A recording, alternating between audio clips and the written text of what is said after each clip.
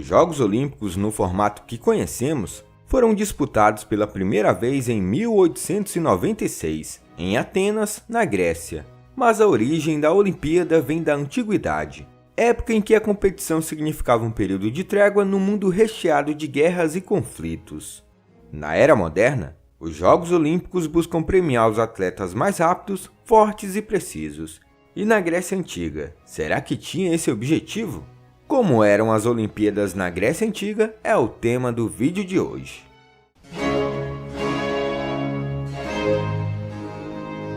As Olimpíadas Antigas foram uma série de competições atléticas disputadas por atletas das cidades-estados que formavam a Grécia Antiga.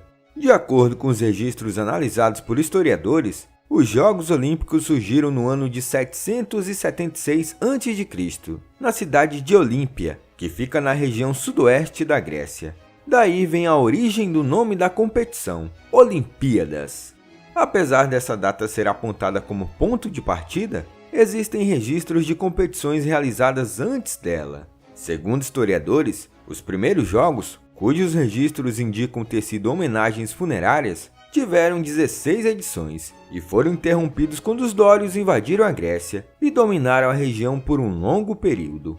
Assim como acontece nos dias de hoje, os jogos eram disputados de 4 em 4 anos. A competição sempre foi marcada pela celebração de uma trégua entre as cidades-estados gregas, que naquela época viviam em conflito. Mas diferente dos tempos atuais, apenas o campeão era premiado. Só podiam participar dos Jogos Olímpicos cidadãos nascidos em alguma das cidades-estado. Eram proibidos de competir os estrangeiros, os escravos e as mulheres. 2 meses antes de cada edição, uma espécie de Senado Olímpico decretava trégua, que era comunicada por mensageiros escolhidos entre os cidadãos de Elis, que era o reino responsável pela organização dos Jogos. A partir deste momento, atletas, juízes, artistas e familiares podiam viajar em segurança e tinham direito a 1 mês de preparação para as competições. Diferentemente dos Jogos Olímpicos da Era Moderna, os da Antiguidade aconteciam sempre na mesma cidade, Olímpia, que era considerada também uma cidade sagrada. Inicialmente, o local tinha templos dedicados a Hera e, mais tarde, também a Zeus, a maior divindade da Grécia Antiga. Cerca de 50 mil pessoas presenciavam os jogos em Olímpia, mas para chegar até a cidade, muitas pessoas viajavam através das zonas de guerras e estados gregos rivais. Embora a trégua olímpica tivesse teoricamente vigor durante os jogos, as batalhas em andamento podiam não ser suspensas em certas áreas e regiões. Isso significava que existia uma chance bem pequena de encontrar combates enquanto as pessoas se dirigiam aos jogos. Além de não poderem competir, nenhuma mulher casada podia entrar em Olímpia durante os jogos.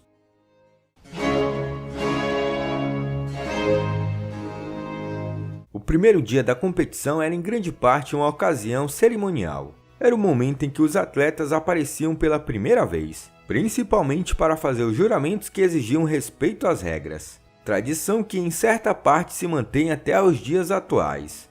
E não eram apenas os atletas que juravam lealdade ao jogo limpo. Os juízes também tinham que se comprometer a manter o evento livre de trapaças. E caso algum atleta buscasse trapacear, os juízes podiam puni-lo de várias formas, até com chicotadas. Uma vez que todos os juramentos tinham sido feitos, concursos eram realizados para decidir quais trompetistas teriam a honra de fazer uma serenata para os jogos. Então, era hora de decidir quem seriam os arautos, ou seja, as pessoas que ficavam encarregadas de anunciar os nomes dos atletas. No segundo dia, as competições começavam de fato.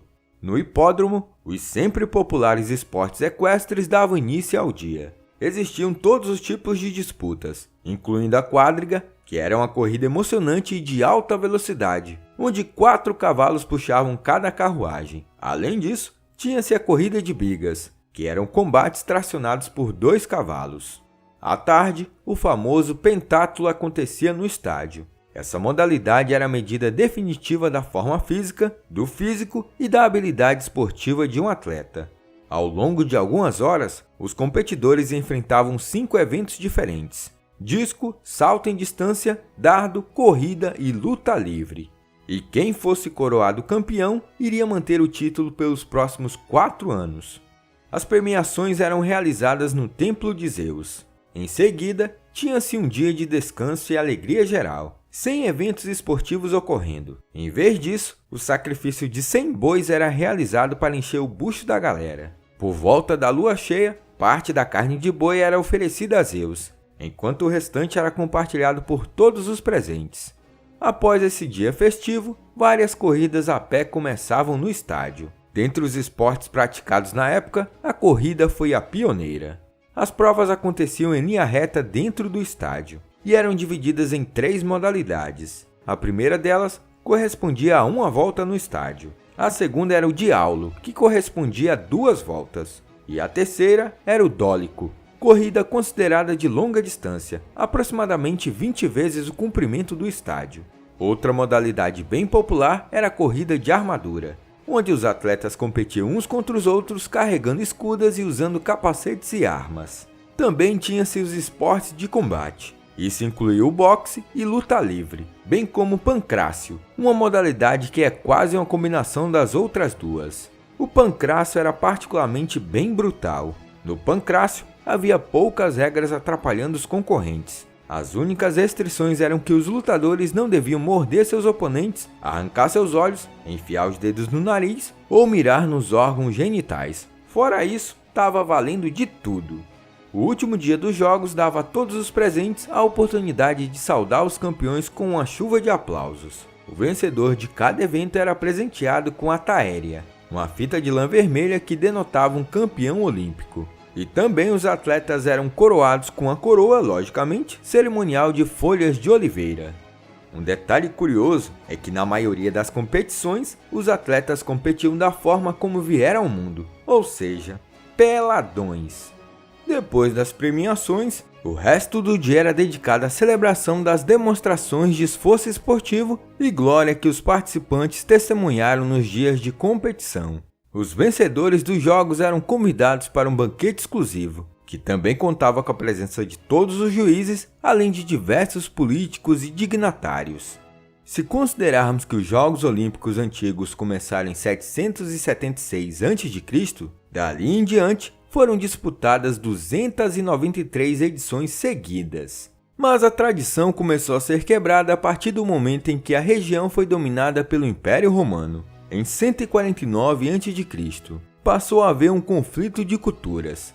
Para os gregos, competir era lutar pela glória pessoal, enquanto para os romanos era um espetáculo para o público. Assim, aos poucos, os espetáculos foram se tornando mais populares do que as competições esportivas. O golpe final aconteceu em 393, quando o imperador Teodósio, que dizimou mais de 10.000 gregos, se converteu ao cristianismo e pediu a destruição dos mitos pagãos. Dessa forma, os Jogos Olímpicos, assim como qualquer outra competição esportiva, foram proibidos. Muito tempo se passou até que o espírito olímpico renascesse. Foi só em 6 de abril de 1896 que tivemos uma nova edição dos Jogos Olímpicos.